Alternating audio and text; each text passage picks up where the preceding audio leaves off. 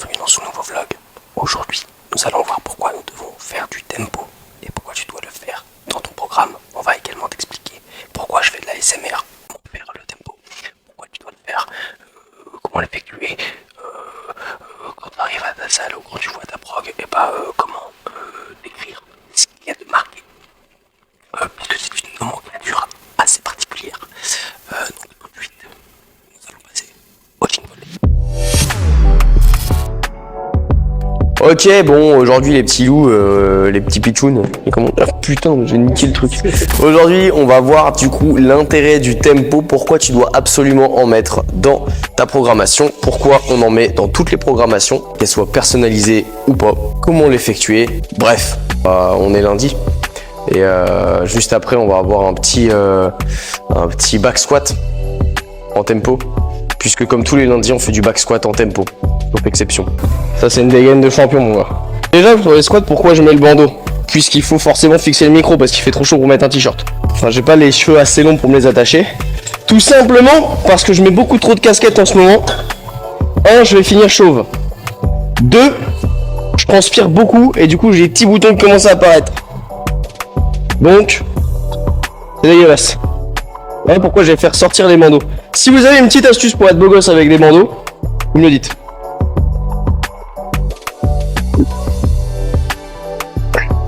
Et voilà comment on travaille la mobilité chez Q2G.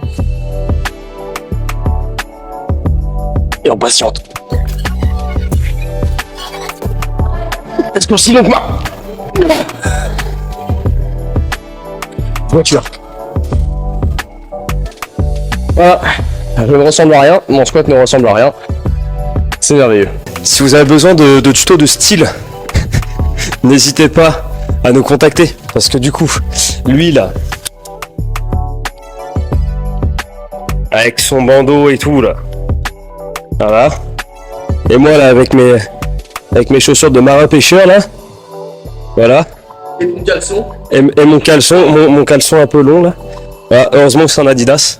L'intérêt du tempo, pourquoi on fait du tempo tous les lundis nous? C'est que, tu mets moins lourd. Bah ouais, si t'as un max à 150, je peux te dire que tu vas pas faire 2 reps à 150 en 10 secondes. Oh non. Donc, on met moins lourd. Ce qui veut dire que pour ton système nerveux central, bah c'est mieux. C'est plus reposant. Et nous, pour le lundi, ça permet de lancer ta semaine, d'activer nerveusement ta semaine. Ensuite, le tempo, c'est quoi? Par définition, le tempo, c'est juste le temps que tu vas mettre à faire ta répétition. T'as un chiffre, un deuxième chiffre, un troisième chiffre et un quatrième chiffre. Comment le lire? Très simple. Le premier chiffre sera toujours ta phase excentrique.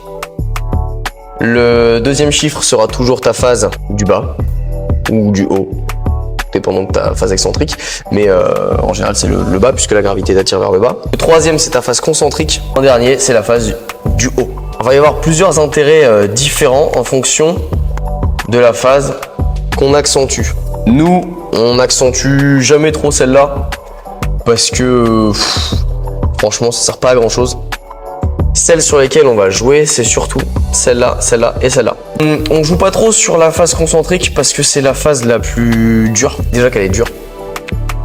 Si on augmente le tempo, c'est un peu chiant. Ça a certains intérêts. Par exemple, pour de la posture. Pour le développement de la force, ce qui va être très très intéressant, c'est la phase excentrique. Donc, augmenter le tempo de ta phase excentrique, donc augmenter, par exemple sur le squat, tu augmentes le temps de la descente, permet d'éviter tout rebond. Ça permet également de garder de la tension. Je sais que moi je suis quelqu'un qui utilise beaucoup le rebond en squat, en haltéro, tout ça. Et bah faire du tempo sur ma phase excentrique, ça m'oblige à mettre de la tension dans mes muscles, donc dans mes quadriceps, dans mes fessiers, etc., pour pouvoir effectuer ma répétition. La phase excentrique, c'est également la phase la plus facile d'un mouvement, donc retenir une charge est toujours plus facile que de pousser ou d'être actif pour tirer. Donc, c'est la phase où on va développer le plus de force. Donc, l'accentuer, tu comprends bien que ça va être très dur et donc du coup, tu vas développer plus de force. Ensuite, le deuxième qui est très intéressant, c'est la phase du bas. La phase du bas, augmenter le tempo. Donc sur un squat, admettons, c'est la phase où tu restes tout en bas. Ça va être très intéressant d'augmenter ce temps sous tension, puisque quand tu vas repartir sur le haut de ta répétition, bah, tu seras à vitesse 0. Donc du coup, on développe plus de force de partir vitesse 0 que de partir avec un rebond. Comme moi, j'ai pris l'habitude de faire mes squats et d'avoir un bon gros rebond en bas, ce qui m'a permis de monter à 175 sur 2 reps à une époque, mais avec des grosses douleurs de genoux. Du coup, c'était pas top. Et le fait d'augmenter la phase où je suis en bas, et bah franchement, ça me pète les couilles, mais ça développe vraiment ma force et ma posture. Ça, c'est le deuxième intérêt. L'intérêt d'augmenter le tempo, c'est que tu augmentes le contrôle moteur. Et vu que tu augmentes le contrôle moteur et que tu augmentes le temps sous tension, eh ben, il y a forcément une amélioration de ta posture. Tu es obligé d'avoir une posture optimale pour effectuer ton mouvement. Auquel cas, bah, tu vas vite le ressentir. C'est-à-dire que si ton buste part un peu devant sur tes squats, essaie de le maintenir sur 5 secondes, mon copain, que tu vas voir que tu vas pas kiffer. Alors que sur un squat rapide, par exemple, tu mets 1 seconde, boum, tu vas peut-être pas trop ressentir la différence de posture. À léger, bien sûr. À lourd, c'est une autre histoire. Mais du coup, ça permet de travailler sa posture. La phase du bas permet également de travailler l'amplitude de mouvement. On met beaucoup, nous, de tempo là-dessus. Par exemple, en mobilité, toutes nos premières séries de squats, et des fois, on le fait faire à des clients qui ont des soucis de mobilité. 10 secondes. 10 secondes en bas, en isométrie. Donc, c'est-à-dire que je suis en bas de mon squat. Je suis en bas de mon squat et je maintiens 10 secondes. Donc, la mobilité, c'est hyper intéressant de la travailler avec de la charge. Et le travail de tempo, l'augmentation de tempo sur une répétition, par exemple à 40 kg sur un squat. La première série, tu mets 40, tu maintiens. Ça te force déjà à être gainé puisqu'il y a un peu de charge. C'est pas genre juste si je suis là et j'ai le dos rond, parce qu'à 40 kg, il vaut mieux pas que j'ai le dos rond. Et ensuite, bah, ça me permet d'augmenter mon amplitude active sur ce mouvement spécifique qui est le squat. Sur un mouvement type deadlift, il n'y a pas trop d'intérêt de mettre du tempo en bas, parce que c'est-à-dire que la barre, elle est par terre. Voilà. Un intérêt par contre de pouvoir mettre du tempo sur la dernière phase, quand on est en haut, en isométrie. Je verrouille, je suis gainé, hop, et c'est bon, je peux repartir. Maintenant, sur quel exercice tu dois jouer sur le tempo, augmenter ton tempo ou des phases de ton mouvement, ça va être sur les exercices primaires. Déjà, si tu veux une amélioration de force sur un mouvement spécifique, une amélioration de ta technique ou de ta posture, c'est obligatoire de passer par un cycle de tempo. Donc tu vas prendre un exercice dans ta séance ou 1 ou 2 exercices dans ta semaine et tu vas augmenter le tempo. Après, la phase que tu vas augmenter va dépendre de ce que tu veux travailler. Est-ce que tu veux travailler ta posture, donc tu augmentes les deux? Est-ce que tu veux mettre très léger et puis pas trop travailler ton système nerveux, mais quand même travailler tes unités motrices et leur recrutement sur de la charge légère, donc augmenter la phase concentrique? Voilà, ça va dépendre vraiment de ton objectif. Ce qui peut être très sympathique aussi, c'est de se challenger. On sait souvent, les gens n'aiment pas la difficulté. On voit beaucoup sur du deadlift, je fais mon tirage, oh c'est dur, et boum, je lâche ma barre, parce que je suis une grosse merde. Ce qui peut être très drôle, c'est, vu que je suis capable de la remonter, je suis forcément capable de la redescendre en excentrique. Donc, c'est de retenir la phase excentrique. Et ça fait les pieds.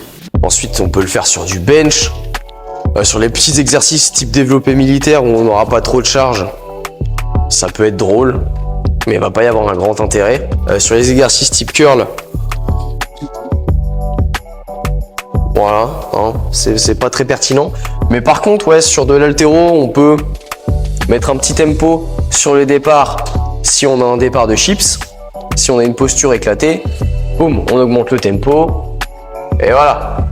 Si on a tendance, quand on réceptionne sur un clean, à faire boum, un petit rebond pour pouvoir remonter, et bah pourquoi pas, quand j'épaule, je fais une pause, et une pause statique, et je repars de vitesse 0 sur ma montée, plutôt que de faire hop, un petit rebond et je repars. Si pareil, sur mon bench, j'ai l'habitude de venir écraser ma poitrine complètement pour pouvoir repousser, quitte à m'arracher les côtes, pourquoi pas faire un petit tempo après mon excentrique, en bas, petite pause de 3 secondes, et je repars de vitesse 0.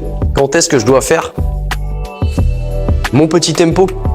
Eh ben, mon petit tempo, tu vas le faire, mon copain, quand tu sens que tu as des difficultés. Quand tu sens que tu as des difficultés sur un mouvement spécifique, comme je l'ai expliqué. Ou alors 2, si tu veux travailler avec un peu plus léger, quand même stimuler ton système nerveux, mais pas trop. Et 3, tu peux également l'utiliser en activation. Donc en activation pré-séance, sur tes premières séries, avant de passer sur des séries effectives, ou alors en activation dans ta semaine, comme nous on va le faire là tout à l'heure, même si ça fait chier, tous les lundis, activation nerveuse avec le squat en tempo. Si tu as aimé ce vlog, je t'invite à lâcher un pouce, je t'invite également à nous rémunérer par ton abonnement, puisque oui, toutes ces formations qu'on te donne gratuitement, c'est gratuit. Et abonne-toi s'il te plaît, on viendra te faire un bisou chez toi, et on t'offrira un cadeau. Et puis tu commentes tempo, si tu as déjà testé le tempo. Si tu n'as jamais testé, je te conseille de tester, franchement c'est incroyable. Et si jamais tu veux un accompagnement 100% personnalisé pour exploser complètement tous tes scores, exploser ton physique et puis ressembler à quelque chose avec des perfs incroyables, et ben écoute, tu nous contactes, on discutera ensemble de ce que tu peux faire quoi. Bisous.